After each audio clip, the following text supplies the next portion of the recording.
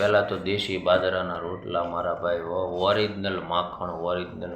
આજ આપણે ઓરિજિનલ માખણ ગોતવું હોય ને તો એ બહુ સમય લાગે છે જ્યારે ઓરિજિનલ મળે છે. આપણી હાથે ભેંસો દોયેલી અને એ દૂધ મેળવી અને એ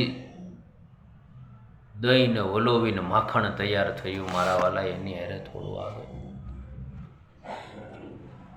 એ કેવી લહેરું હતી. ગામડાની વાડીએ જાતા, ચીબડા ખાતા, ટમેટા ખાતા, એ તરબૂચ ખાતા અને સાંજે પાછા હાકર ટેટી ઘેરે લાવતા. એ ગામડાની મોજું ભાઈ આજ બધાને યાદ આવે છે. પણ હવે કરવું હું? સિટીમાં રહેવું જ પડે એમ છે બધાને. એક પ્રકારની સમસ્યા આવી ગઈ છે.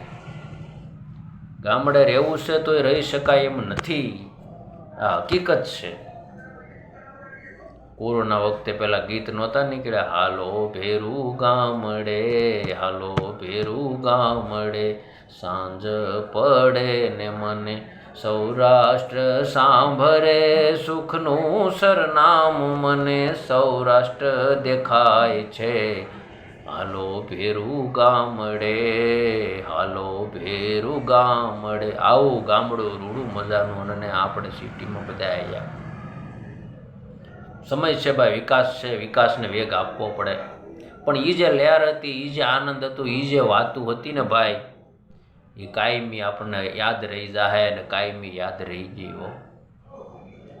એ આનંદ અને મોજ તો આપણને ક્યારેય નહીં ભૂલાય. કારણ કે એ નિશાળે જતા 7મા ધોરણ સુધી તો સોંપડાય ન આવતા. 2 સોંપડા, મૂળ 3 સોંપડા, 4 સોંપડા, 5 થી 7 સોંપડા હોય 7મા ધોરણના વિદ્યાર્થીને. અને અત્યારે ભાઈ 3જા વાળાને 15 સોંપડા. વિચાર તો કરો કેટલું ભી